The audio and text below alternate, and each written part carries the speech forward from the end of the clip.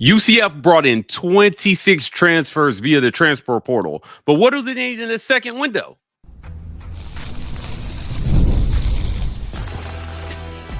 You are Locked On UCF, your daily podcast on the UCF Knights, part of the Locked On Podcast Network, your team every day.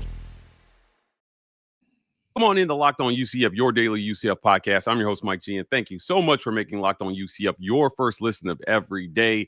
Joining me, as he will every week, is my good friend Jake Crane from the Daily Wire and Crane & Co. Jake, thank you so much for joining me today. You've been covering college football for a very long time. As a matter of fact, I don't know if I know anybody who covers college football better than you do at this point. But look, the transfer portal continues to be a hot topic in today's game. Now, when you look at who did the most in the portal, UCF brought in 26 transfers in this first portal window. But spring practice is going to flesh out a lot of things. And then there are going to be some guys either looking for a new home or just left out in the cold after spring practice this year. You know, what are you looking for a team like UCF to do in that second portal window, given that they've got a rebuild on their hands down in Orlando? Yeah, well, look, obviously circumstances, dictate movement. And when you take over a new place like Scott Frost did at UCF, you're still trying to figure out really who can do what. I mean, even when you've been there a couple of years, guys kind of ebb and flow, even ones that have proven things. But when you're going in there for your first year, there typically tends to be a bigger spectrum of movement from guys. There's always good and bad surprises, right? There's good surprises, there's bad surprises. Very rarely do guys stay incredibly consistent, are kind of right there in the middle. So as far as pushing guys in spring practice to find out where your weaknesses are, I mean, it's just as important to find out your strengths and weaknesses. It's not just trying to find all the good players. You got to find where you got to bring guys in. And that's what really that second portal window is. And not that there's a lot out in the market, because the second portal window, it's kind of like, what the second signing day or the late signing period has become in high school in February, because the new signing day is really in December.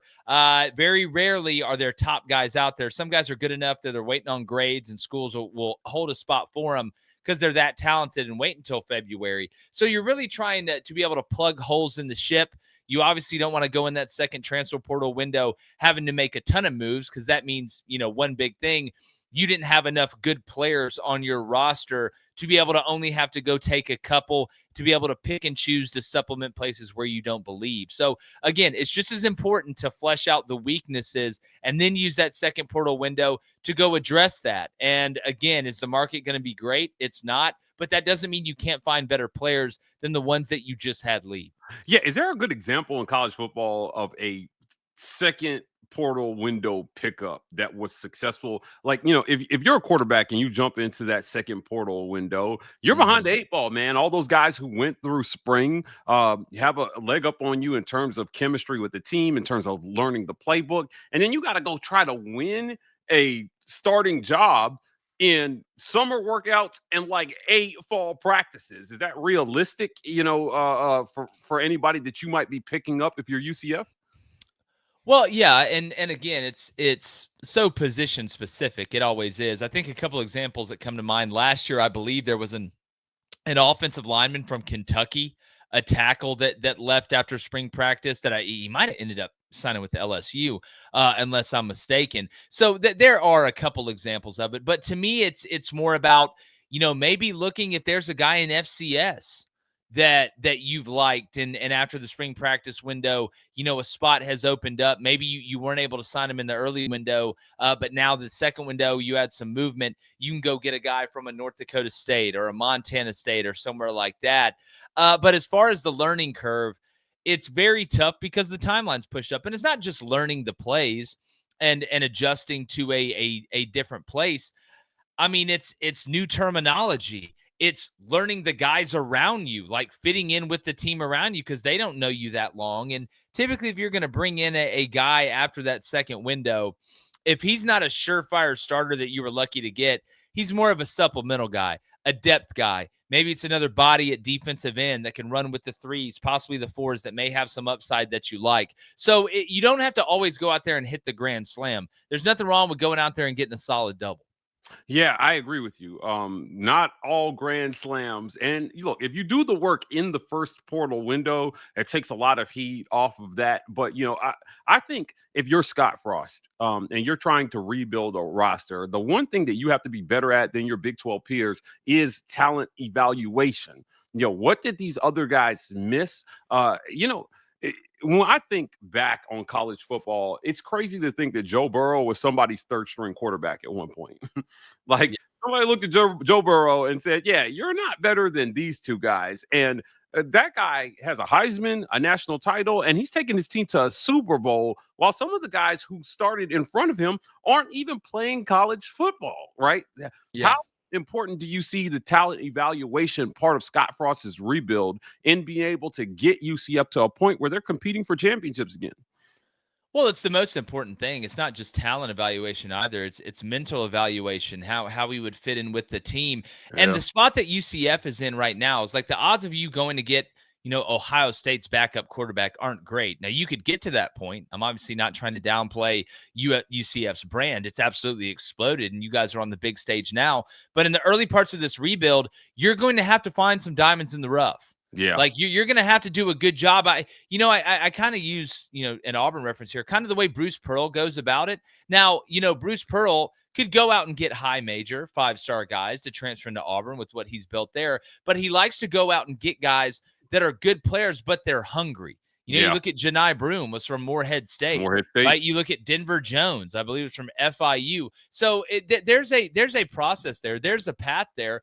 A lot of the knocks on some of these guys at other places that are smaller is the size, right? You may have to go out there and find an undersized guy that can play, whether that's at DB or whether that's at guard. So if you got to thread the needle a little bit more. You got to be willing to take more risks. Sometimes you got to look at the Carfax. They may have been in an accident or two, right? May had to replace the tires. Maybe something happened with an axle, but that doesn't mean they can't come in and help you and end up being a really good player. We see examples of that all over the country at high-level ball, at big-time brands, guys coming in from smaller places and coming in and making a huge impact. Yeah, I agree. Look, it's going to be really important that Frost gets more hits than misses when he swings in the portal here in the beginning, because what it's created it maybe sometimes an even unreasonable expectation, Jake, that you should be able to get your team to competing for championships by year 2 or 3. And you and I both know that sometimes rebuilds take longer than that, and patience is a virtue when it comes to this process. Yeah, that's what I've always said. If it's amazing what Deion Sanders did at Colorado. It's amazing what Kurt Cignetti did at Indiana. But if you're a coach of a new team, you kind of don't like it, because now, there's precedent set. Like in law, now it's expected. Well, if he can do it, why can't we do it? And every place, it doesn't always work like that. And sometimes, as crazy as it sounds, it's not the best thing to go about it that way, and just to try and hit the quick mercenary button. I'll give you a great example. Florida State. Boy, Florida State brought in a lot of transfers, knocked it out of the park. I know Jordan Travis got hurt, who was the guy that had been there. Go undefeated, don't get in the playoff, try and reload the thing the next year. And you saw the disaster that Florida State was last year. So I'll always say, I would rather you build the foundation of the house right and strong and correct than try and cut a bunch of corners for a little bit of brief success, saying, hey, the house was built 6 months before it was supposed to. You'd rather have a guy build a sturdy foundation over time, built 3 months before it was supposed to, which never happens in real life. But there's multiple ways to go about it, and sometimes the healthiest way takes a little bit longer. Yeah, I agree. Patience, I think, is something that I'm going to continue to preach from this platform with Scott Frost in this rebuild process here. He's got to rebuild not only a roster, but he's got to rebuild a mindset and a culture, and that takes time. But look, they've got to choose a starting quarterback as well, and we're going to talk about that process right after a quick word from our sponsors.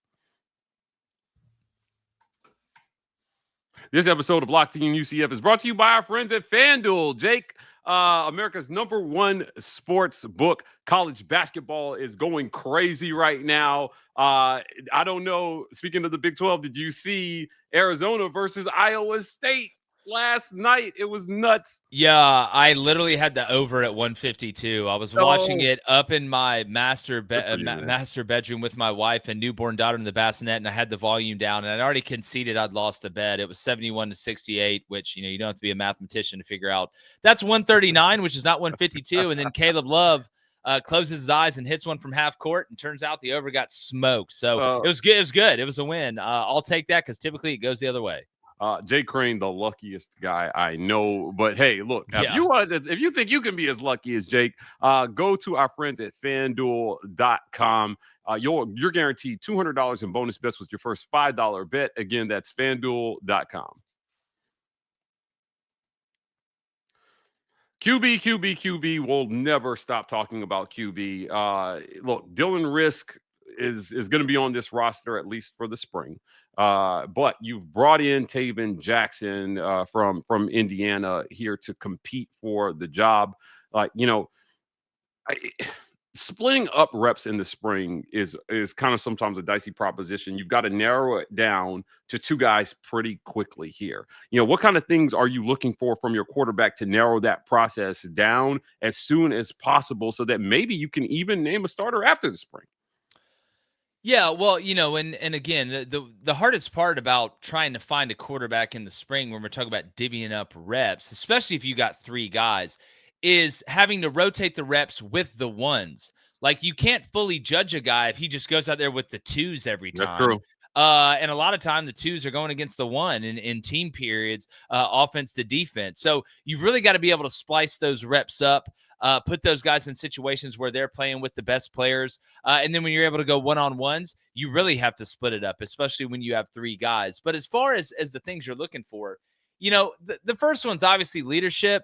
But if you can be a leader, but if you can't throw the ball accurately, you can't play.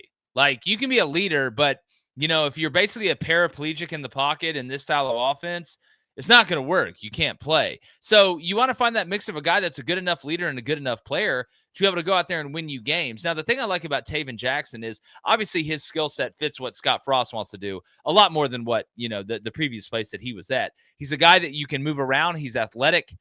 He can be a threat in the run game, which obviously opens up the passing game. Wide receivers got quarterbacks that can run because they typically, plays get extended, scramble drill plays down the field, but you tend to play a little bit different defensively and kind of hone in on that. If I put a guy to spy a quarterback, that really takes him out of coverage somewhat. There's a way to kind of play at both sides, but you don't get a true coverage look from that guy. So the question with Taben is, can he be accurate enough consistently in all three layers, in the quick game, in the intermediate game, and obviously in the vertical game in the deep third? That's what you need to find out. And then obviously the mental fit.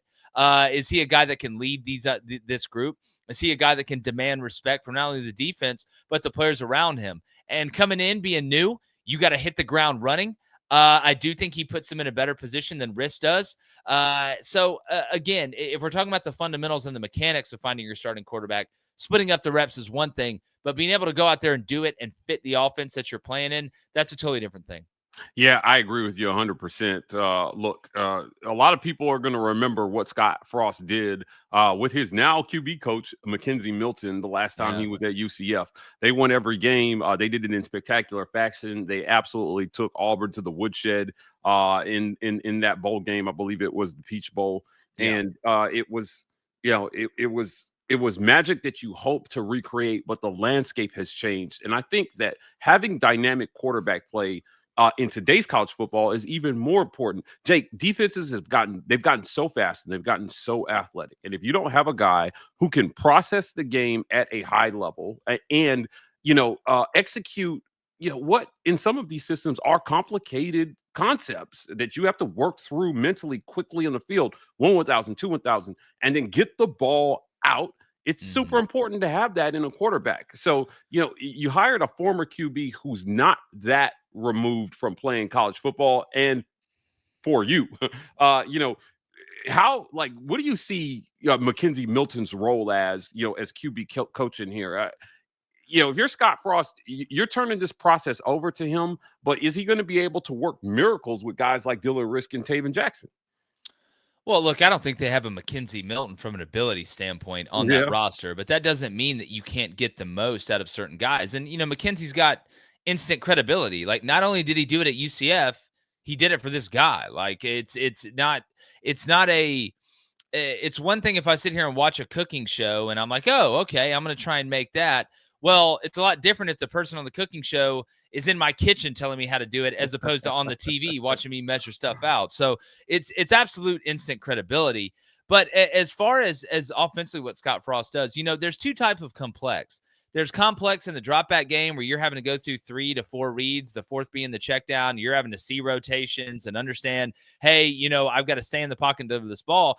And then there's what I call conflict complexity, which is the RPO, being able to read movement very fast in different levels. Because, a lot of the RPO stuff isn't complicated, but you're having to see 3 things at once and feel it. It's almost like a good running back, being able to see multiple levels, right? Being able to see the defensive line, but not just look at the defensive line. Oh God, a linebacker's destroying me. It's being able to see the line through the D line, feel that to the linebackers, and eventually to the safety. So in an RPO conflict, if I'm sitting here running just a true RPO with a zone read action in the slot, wide receivers running a slant or whatever type of concept he's running, I've got to know what's going on in that front side end, and I've also got to know what that nickel's doing, and then I got to be able to feel, hey, if there's another pass out wide detached, is that corner covering that wide receiver? So you don't have to sit here and be Goodwill Hunting on the chalkboard and try and figure out all these, mix and match coverages and split coverages in this type of system, but you got to be able to read the RPO conflict stuff, and if you're able to do that, it's just as effective. Yeah, I agree. Look, there's going to be a lot of eyes on the quarterback position here as UCF moves and tries to get this offense going. So we'll see what he's able to do. But look, you can't win championships without a good quarterback, and they have released championship odds for UCF. We're going to talk about that really quickly after a word from our sponsors. This episode of Locked On UCF is brought to you by our friends at Intuit TurboTax. Jake, it is tax season. Are you getting your taxes done early this year? Yeah, yes. IRS, if you're listening, yes, they're done. They're perfect. Don't worry about me. Go on your way. You're good. Find somebody else. Look, taxes used to be waiting and wondering if you were Jake talking directly to the IRS on this segment. Taxes was waiting and wondering and worrying if you were going to get any money, then waiting and worrying some more. Look, Intuit TurboTax can take a lot of that worry out of the system for you.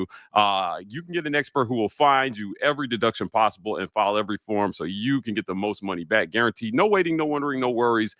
Now, this is taxes. Get an expert on IntuitTurboTax.com.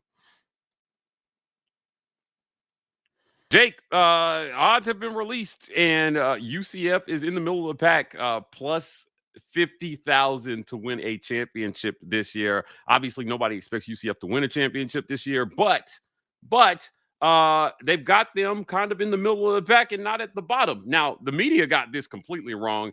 They picked Utah to win the conference. Arizona State at the bottom. Arizona State won it and made the Big 12, the first 12-team playoff. Do you think they got these odds right? Is UCF a middle of the pack team in the Big 12 next year?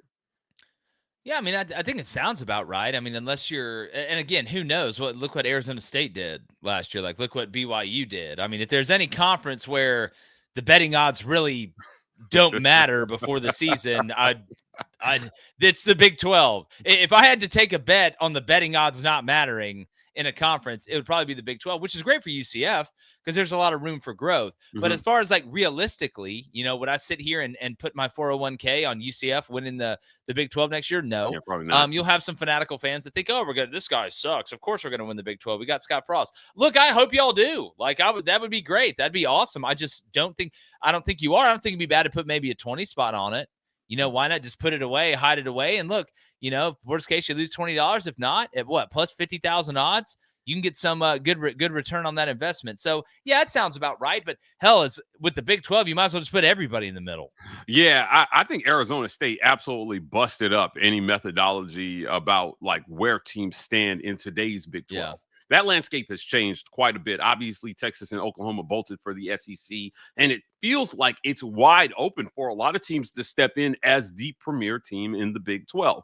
Now, Vegas gets these things right more often than not, but it's not an absolute. And I think that middle of the pack is about where a team like UCF should be. And Scott Frost has a chance, obviously, to elevate them from that. So if you're one of those people that puts in a preseason long shot to win a championship and drops $100 on it, I don't know. If I got some change to throw around, Jake, I might actually put $100 on UCF to win a championship in case Scott Frost pulls out something crazy and Tayven Jackson goes nuts here. I mean, look, if you got $100 to throw on UCF winning at plus 50,000, congrats on the success. Yeah, absolutely. Look, a great conversation, Jake. I appreciate you joining me today. Before we get out of here, tell people where they can find you.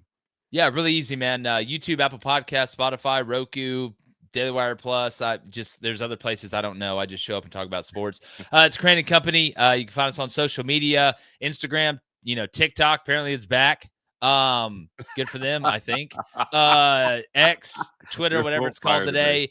And then YouTube, Crane and Company. Come hang out with us. Guys, thank you so much for giving us a listen over here on Locked On UCF. For your next listen, go visit our friends at Locked On Big 12. Our guy Drake Toll leads the conversation in conference realignment news and pulls no punches when it comes to talking about every team in the Big 12, including the UCF Knights. You can find Locked On Big 12 on YouTube or wherever you listen to podcasts. You can find us here tomorrow on Locked On UCF.